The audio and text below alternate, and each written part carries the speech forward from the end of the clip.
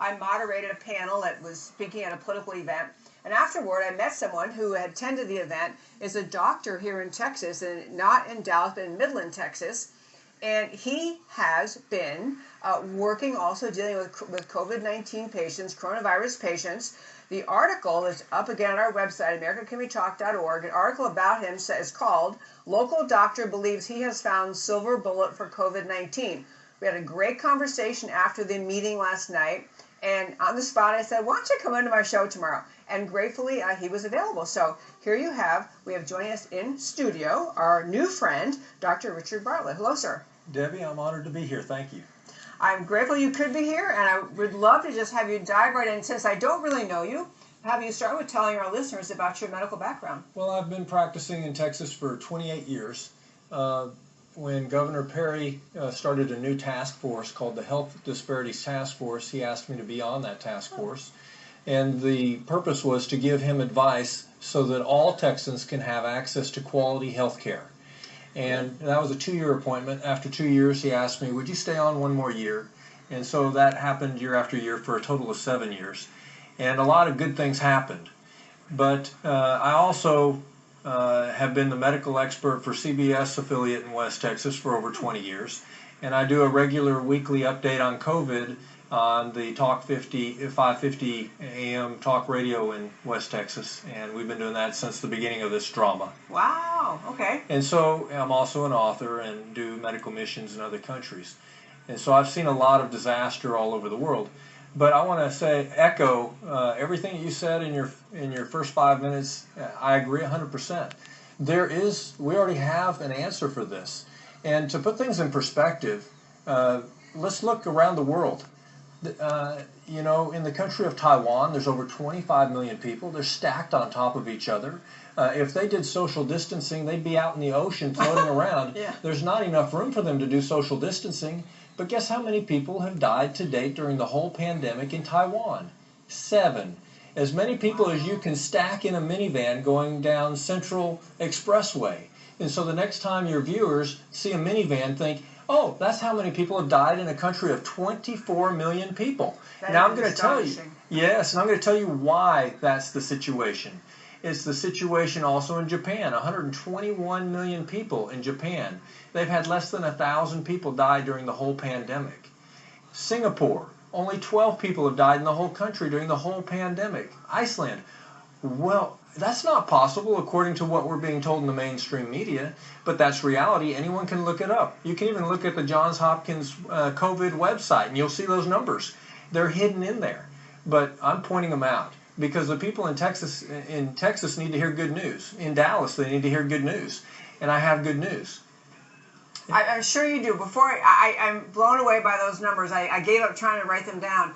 But you're going to tell us somehow eventually where we get to this point that in these other countries, they're doing what I'm doing, Debbie. Okay.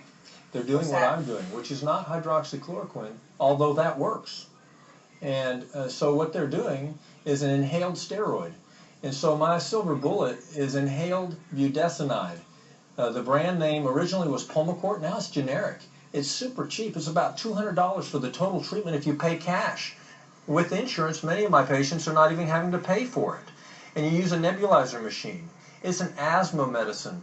It's a respiratory anti-inflammatory for COVID, which is a respiratory inflammatory disease. And it works. 100% of my patients are alive. I've been treating this since March. And you use it for 5 minutes. It takes 5 minutes to do a breathing treatment. You plug it in the machine in the wall. You put the medicine that's pre-mixed, pre-measured from the pharmacy into the little reservoir. You push the on button and you breathe it during 5 minutes during the commercial. You just have a mask in your face and breathe. You don't even have to have a mask. You can use a little mouthpiece that you hold in front of you. Okay. And you breathe it for 5 minutes. And let me tell you what I've heard from patients when I started using this. They tell me, I feel better during the first treatment. And so their chest pain goes away. Their shortness of breath goes away. Their fever breaks. I'll give you an example. I have a patient who has 2 kinds of cancer. She calls me after 5 days of being flat on her back in her house in the bed, can't get out of bed, fever won't break for 5 days. She says, I heard you on the radio, and would you please help me? It's on a Friday. She says, my granddaughter tested positive today, and I think I have it. And I said, I'm sure you do with all the symptoms you're describing. She is currently fighting 2 forms of lymphoma. She's on chemotherapy right now. She just had radiation a month before for the lymphoma. She should die according to what you hear from the CDC and World Health Organization. But I gave her that treatment that night. In the morning, her fever had broke. She had her first good night's sleep. Over the weekend, she recovers. On Monday, she works an 8-hour day. She still is fighting cancer, 2 forms of cancer, but she's cured of COVID. She's symptom-free. She has her 2 consecutive negative tests. That's a cure. Okay, can you say the name of the drug again? Budesonide. Budesonide. And so is it done in an inhaler? It's an inhaler, and so it does actually come as an inhaler, but I'm using it in a nebulizer machine. You know, you see preschool kids use this. It's safe. That it is so safe. It's been out for over 20 years. It's been used on 2-pound premature babies safely without batting an eye, and the fragile elderly in nursing homes for over 20 years. There's no reservations with it. It doesn't cause any cardiac risk, like the accusation of hydroxychloroquine is a risk of heart trouble, although that's ridiculous to make that accusation. This one doesn't even have that risk. And so I give that and an antibiotic to protect from secondary bacterial pneumonia. But let's talk about what COVID is. It's a respiratory virus that goes into the lungs, binds to ACE receptors in the lungs, and that triggers the release of inflammatory chemicals, and we call it a cytokine storm. That's a fancy word for inflammatory chemicals and enzymes that are released in the total body. And so with COVID, we have a killer that's never been around before. It is killing some people if they're not treated. And so for 50% of the people, they get it and they don't even know they had it. 50% of the people don't even know. But for the 20% that are at risk, there are treatments. We already have an answer. Let me tell you, you're right. Taiwan, 24 million people, they don't need to wait for a vaccine. They don't have a problem that you should vaccinate 24 million people for. They only had 7 die during the whole pandemic. We have some treatment plans and options that are already valid and working. Okay, this is truly, it is great news. As you said before we went on, great news. So you've been using this since early March. Roughly speaking, how many patients do you think you've treated? I'm getting calls every day. I have 5 new patients today. And so I haven't even tallied the numbers. But every one of them is living, not dying. I'll give you another example. An elderly lady who has a 50-year history of smoking. And she had her chest cracked and had 4-vessel bypass surgery. She's on medicine for high blood pressure and thyroid disease. She calls me after 5 days of fever and shortness of breath and chest pain. She feels like she can barely get across the room. I start her on the treatment. With the first treatment, she tells me again something I've never heard with this medicine until COVID-19. She says, I feel better during the first treatment. And she's cured with 2 double negatives after the fact. She's so grateful. But with this medicine that's been out for over 20 years, there's lots of research on it. It's safe. Big Pharma's not going to make a dime off it. Nobody's going to make any money. It's $200 for the total treatment versus the experimental antiviral that you have to be put in the hospital and then be a part of an experiment to get that costs over $3,100 just for the medicine. And then you pay for $15,000 at least to be in the hospital during that time, unless you go to the ICU, and then you'll get $30,000 or $40,000 bill on top of being sick. So this is a medication you prescribed before COVID ever came along for other patients for asthma? For asthma prevention. You know, there's 25 million people in America that have asthma, and so this medicine is used routinely for over 20 years to prevent asthma attacks. It's the first line preventive measure to protect people from having an asthma attack is an inhaled steroid. And so that's what they're doing in Japan. That's what they're doing in Taiwan. That's what they're doing in Singapore. So even healthy people over there. Yes. With COVID, they're treating with inhaled steroids if they get COVID. So, you know, for the 50% of the people who are going to get it and never have symptoms, they don't need medicine. They certainly don't need a vaccine. But for the 20% that are at risk of death if they don't get treated, we have an answer. And here's what we need to do. Early treatment, early testing, early treatment. We need to detect it early. For every disease, Debbie, America has the best healthcare system. And we do early detection and early treatment for cancer, for heart disease, for stroke, for all kinds of infections. But this is crazy that we're doing what communist China is doing, and we're parroting that through the World Health Organization. Yeah. And then the World Health Organization is praising what China did, and so Italy follows suit. And look what Italy, over 30,000 people died in Italy so far versus 7 in a country that people are stacked on top of each other. Because a new world order wants to depopulate. And so I'm telling you, they came upon the same solution that I came upon independently. I started treating this in March, and it works. Okay, one of the things, so I know you've used it before, which is great. So when you realized that COVID-19 was having such a disastrous thing in America, did you read someone else who advised you to try this? This was you realized this might work. I was in March. I was working a 48-hour shift in the emergency room, and I was distraught. Quite honestly, I was distraught. I'm a Christian, and so I was praying throughout that 48-hour shift. I'd see patient after patient, and I was thinking, God, what am I going to do if someone comes in here with COVID and they're dying? They're going to trust me to do the right thing for them, and I don't have an answer. President Trump mentioned hydroxychloroquine, and then that got shot down immediately. And so I was praying. I laid down for a cat nap between patients. I woke up convinced that God had given me a winning strategy. And you know what? A week later, I had to try it out on my first 2 patients. And for every patient, it's working. It's what Japan has stumbled on, and what Taiwan has stumbled on, an inhaled steroid. They're using a different one than I'm using. The one I'm using, I think, is better. Inhaled budesonide with a nebulizer treatment. I'm also giving an antibiotic that'll cover walking pneumonia and other pneumonias called clarithromycin. And I also give zinc because that interferes with virus multiplication. But the silver bullet is inhaled steroids. And the reason I use inhaled instead of IV is because if you give a steroid IV or as a shot in the muscle that goes total body through the bloodstream, or as pills that goes total body, every time you're turning down the immune system, the ability to fight infection. Every time you're dialing down the ability to heal. But if you use it as a targeted source, it's like one of my sons is a firefighter.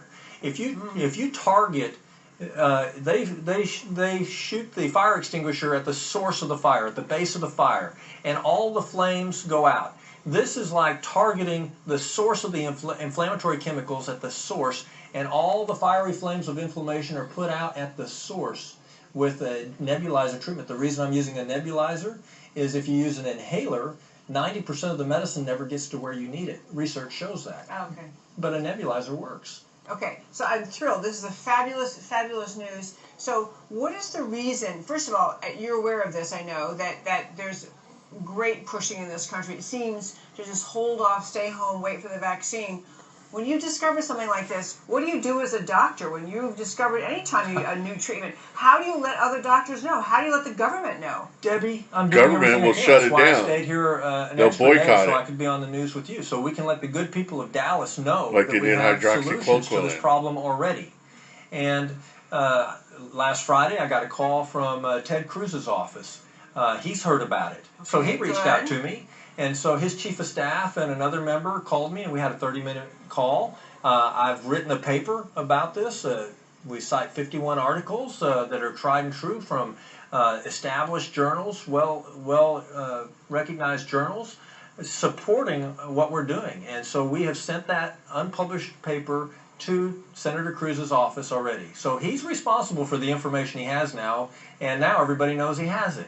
Yes, they do. But also, I expect next week, I understand that President Trump will also have my unpublished paper. We're, of course, going to publish it, but why wait 6 months till it gets published? Let me tell you something else, Debbie. This inhaled budesonide against COVID is currently being studied by the NIH now. Their study will be out in October. They somehow, I don't know if they heard what I was doing, but their study will be over in October. But it's set up for failure at the start. And let me tell you how. Early detection and early treatment. That's common sense. That's the American healthcare system. Sure. What we're getting is what communist China has forced on the whole world. Don't wait until you're a breath away from death. Wait till the house is burned 2/3 down and then seek help. This is what NIH is doing, you're saying. This is what the CDC is telling us to do, and Yeah, they every want you to authority is die. telling us don't seek help unless if you got mild to moderate symptoms. And they want Wait it till you to have spread. severe symptoms. Stay I'm home. getting calls from people who go to the ER because they feel bad, and they're sent home with a positive test saying take Tylenol and tough it out at home. Yeah. That is the standard of care that's being put out. That's a terrible plan for any health care they want you to die and especially spread one that it. can kill you. And for But 20% of the people this don't is believe a it. killer.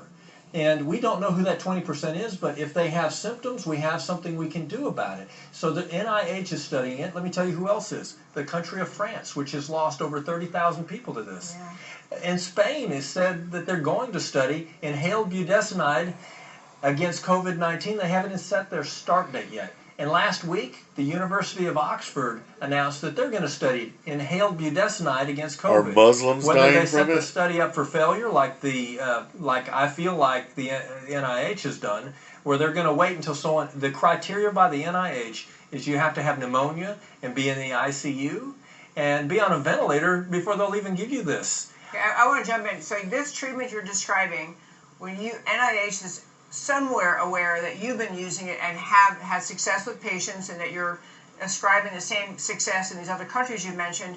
So why would the NIH, recognize what you're claiming, why would they test it by waiting until someone who is severely ill in the hospital? What is the reason not to test it in the way So that they you can have been, disprove which it is and say it early doesn't on work. symptoms? And keep their narrative. Why are we doing anything that we're doing right now, Debbie? Yeah. I'm Wake just up. saying, what they did in Italy was social distancing, wear a mask, shut down everything.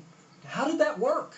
Let's talk about what works, which is what I'm doing, which is what they're doing in Japan and Singapore and Taiwan, and that's early detection. It's good that we're doing mass He testing said it now. 3 I tell times, you, at Debbie. the ER that I am associated with, they're doing testing now. They didn't have the ability to do the testing in March. We couldn't. We were scrambling to find where we could even send people to get tested in March. The reason the numbers are going up is that we're having 100 times the amount of tests being done right now. And that's a good thing. It's a good thing. Yeah. That's what they're doing in those countries. The early detection. Hey, we do that we don't wait. I've actually done biopsies on people who had abnormal mammograms, and during the biopsy, I've removed the whole cancer, and the person was cured with early detection. We don't say, wait till you got stage 4 cancer and then seek help. We don't do that with any other disease. I don't know why this is being forced on us, but it's un-American. And as far as our American... It's cruel to people. People are dying. That's pretty cool. Yeah. And beyond that, it's crazy right now that if you get COVID, you get put in the hospital, your family can't be there to be your advocate. Yeah. I can't tell you how many times I've, as a doctor, have had loved ones in the hospital and they hang something. My daughter was pregnant. They hang something. I say, what are you giving her? It's half in her already. And they tell me, and I said, that's not for her, and it's for the room next door. You don't have an advocate in the room with you. Here, Dr. Bartlett. Well, I'm telling you, They're killing people. A family member in the room is an advocate that you I already are saw not the allowed undercover to nurse have right video. now. And if you'll look at what's going on right now, if we wanted to go with science, a scientific fact by definition is observable and reproducible. Yeah. And so when I started hearing people say, I feel better with inhaled budesonide, that was something that I'd never heard before. I observed it, and it's reproducible. But the decisions that are made that are being forced on us, for 20 years we'd see there's an epidemic in China, and we'd see them rolling with people walking the streets with masks. It wasn't working for them then. I don't know why it's being forced on the whole world now, that kind of thinking. Agenda Something that's 21. working in Japan and Singapore and is working with my patients. The number we should of the be focused beast. on science and facts instead of fear. There's some sort of manipulation toward encouraging America to just wait it out for a vaccine. I don't know if it's the pharmaceutical companies, if it's individuals in All power of them. invested in the All pharmaceutical of companies. them. But who would be telling Americans we'd rather you die because we want you to wait for a vaccine? It Because seems they like want to people are willing to depopulate. sacrifice others for an agenda. It seems that way to me because there we is- have some solutions already that are working. There's a track record of success by many doctors in Texas. And Texas is standing out compared to other states if you look as far as the survival rate. In 6 months they're going to ban this. I think there is a lot of Or sooner. political motivation behind the decisions that are being made right now. Okay, well, I do too, and I'm deeply troubled by them because I do, well, you don't have to agree with my assessment, but I'll tell you where my concern is. I think that in the first 5 today, I talked about the headlines and that, panic porn. I think there's a great agenda on the part of some in this country and many in the media that want to keep the economy damaged because of the results of the coronavirus, want to keep Americans afraid in their homes. Yep. All of that Yep. works against the re-election of President Trump. Yep. Be very afraid because there's a pandemic. Oh, by the way, Debbie, we had a pandemic in 2009. It was the H1N1. Yep. And you know what? The flu strain and you know what? The flu strain that's going around right now is H1N1. Our patients that have the flu are having H1N1. We're not focused on that at all. It's not as big a deal as they thought it was. But you know what? I just saw an article that Anthony Fauci's warning us that we might have a new pandemic coming of H1N1 from China. It's already here. That's the strain that's already here. A lot of things that are being spoken, there's a lot of misinformation, a lot of things that are being blown out of proportion. And we have good news today. I'm here to tell you the good news. I know, thrilling news. Yes, look at those countries. Look at my results. I believe Dr. Lozano is doing the right thing as well. And yet, it's just like we met this wall of opposition from the media and, frankly, the pharmacy companies. They want to squash you off. Well, they say that there was a concern about a shortage of hydroxychloroquine. Bull. Let me tell you, budesonide inhaled steroid that's super cheap and readily available, pre-mixed, pre-measured. Nobody's going to make any money off of it. Is at every pharmacy. There is an abundance of it. There will never be a shortage. And so that accusation will not be valid. Can't trip you up that way. No. Okay.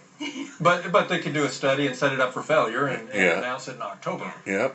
That is truly astonishing. It would be set up in a way that they're going to use it after people are already so sick that obviously it reduces. They would not good medicine. No, not good medicine. So, what is your sense about if you do what you're describing, early testing and all that?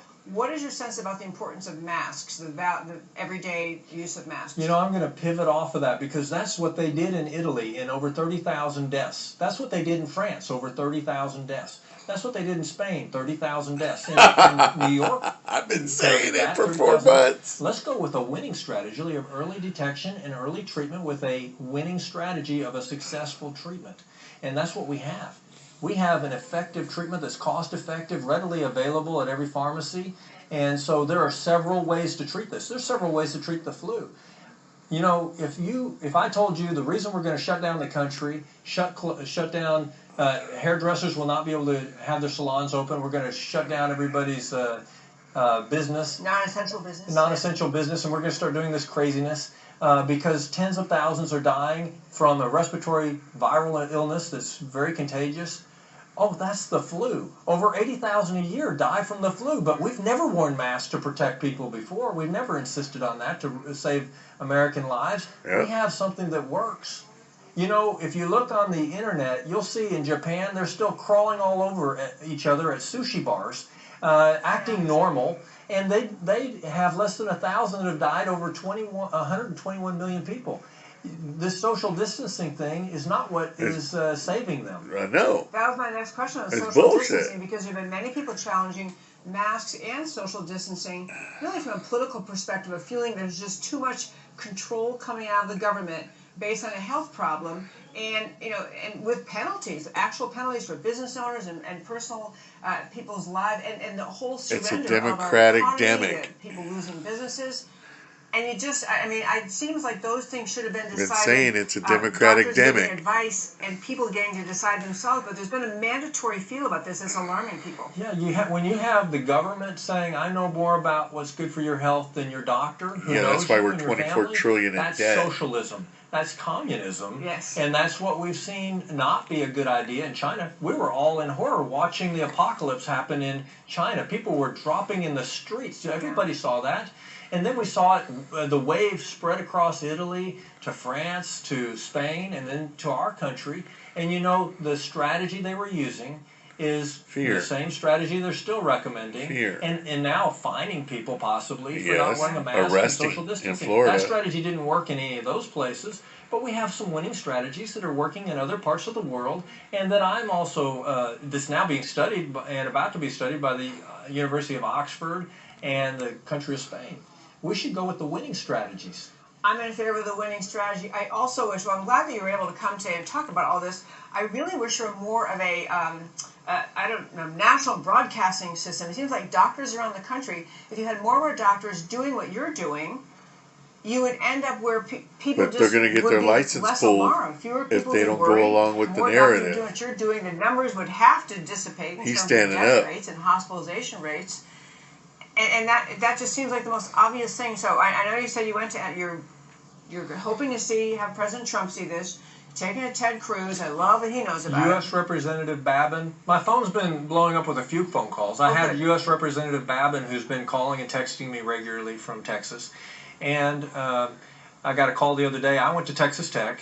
And at Tx.Tech, I went to the undergraduate, got my degree in medical technology in the first class of medical technology there, where we grow viruses and bacteria, and we study that, and we do the root testing. And then I went to medical school there. And then I did my surgery residency there. So I'm a Tx.Techer. So my phone blows up, and a guy calls me, and he says, "This is Kent Hance." Wow, he was the chancellor of Tx.Tech, and I'm stuttering and fumbling to talk to him. I can't believe can I call you Richard? Yes, sir. And so he knows about this treatment. So I'm letting you know who knows about this, and we'll see what happens with it. But Kent Hance knows, Representative Babin knows, Ted Cruz has a paper. I believe it'll get to President Trump. I know there's a Star Parker who is with the White House, and she has my information. So we'll see who does something with this. Okay. Star Parker of CURE, of the Center for Urban... No. Star Parker with the government has a connection with the administration. She was on the show on Tuesday. That's kind of funny. Okay, interesting. Well, anyway, yes. Okay, so let me ask you this. So if we are describing, we're to be nationally adopted, so we had testing. Our country would be wide open again. Well, the other question is, would there be a need for a vaccine then? No. And is there a need for a vaccine right now with the same pandemic in Taiwan and Japan and Singapore and Iceland? Iceland's only had 10 die during this whole pandemic. That's a big, 7 in Taiwan. That's a minivan going down Central Expressway. When you see a minivan, everybody that's died in a country of over 24 million. They don't need... And closely and densely packed country. Right. And so let's talk about the vaccine for a second, Debbie. Yeah. This is information people need to know. This is a rapidly mutating virus. In Iceland, they broke it down, the DNA of the virus, and they found 243 mutations already. And that was in April. But it's all right. We have an answer for it. There's several ways to treat this. I'm not scared of COVID anymore. Nobody else should be scared of COVID either. I would not either. Go ahead. You should not be scared of COVID anymore. I'm telling you, don't be scared of COVID. I told you. There are some ways to treat it. If your doctor won't treat you, find another doctor. But we're in America. And there is a solution. There's several solutions for this. I'm talking about one of them. Rapidly mutating virus. A vaccine is not going to be the solution. This is a coronavirus. It goes around every year, the common cold. We get flu vaccines every year, and at best it covers 40%. And so that's not a 100% success rate, and you have to get it every year. If they're going to make this vaccine, it's not going to be a one-time shot. That was my last question. And, by the way, the people like Anthony Fauci and Birx who brag that they've been working on a vaccine for AIDS for 40 years, and they have not been successful because it's a rapidly mutating virus, parallel to what we have now. So misinformation is out there being sent to doctors right now that we're not worried about a vaccine being made because this isn't changing much. The fact is that they're not going to get, unless they do some research, 243 mutations in a study in Iceland already. And so you're not going to be able to get a handle on this and make a safe, effective vaccine. Let's talk about vaccines in general, Debbie. When they had the race for the polio vaccine, Polio, An American Story, is a book that's out in 2005. The author was our keynote speaker for the Texas Medical Association, and he explained that thousands died from the vaccine, and tens of thousands were paralyzed or debilitated from the vaccine. We don't want to speed at warp speed towards a vaccine and force it on the American people when we don't, first of all, don't need it, and secondly, we need to make sure we don't miss any of the steps that prove that it's safe. They do. The side effects. Because I heard it changes your DNA, RNA. 243 mutations of this means that... Iceland. Yeah, in Iceland. It's changing. Trying to get a handle on it and make a vaccine. Say the vaccine being looked at right now, they're trying to develop now, even if they made it was perfectly effective as to the current COVID-19 problem would not May not necessarily work be 2 effective months for from now. all of the rest of the mutations. Is that correct? Yes, and the beautiful thing about the treatment that I'm using I'm running out of is that memory no matter here. how many times it mutates, it's universally going to work because Yes. it decreases the inflammation. It's a respiratory anti-inflammatory solution for a respiratory inflammatory problem. And I've had people go through many adventures. Each person's COVID story is different. But thank you, Jesus. All of them Amen. have lived. None of them have died. Jesus is And our intercessor. I am ecstatic. I would think that Jehovah any Jireh. American Everyone should be person would be ecstatic. Yes. excited about it. Yeah, Dr. Richard Bartlett, this is a fabulous. First of all, I'm so glad we connected. Interesting, kind of at a political meeting, but I'm so glad we connected. So glad you can come in. I love all the information you shared. If people want to, is there a place they can read right now more about what you're doing? Is it something they can go to, or they have to wait for your paper? Or? Have them contact you, and I'll send you a copy of my own published paper with all the references. That And sounds great. you will have what President Trump will have in his hand next week. You will have what Senator Cruz has in his hand. Whether he reads it or not, and what he does with it is up to him. Debbie who? But you're going to have what he has, and it's working. And if you want to get that, email me at americacanwetalk@gmail.com. americacanwetalk@gmail.com. I will happily forward the paper America once I what? receive it from Dr. Richard Bartlett. Sir, thank you so much for coming in. This is fabulous. Thank you so much. Thank you, Debbie. It's a good day to be in Texas. It is a good day to be in Texas.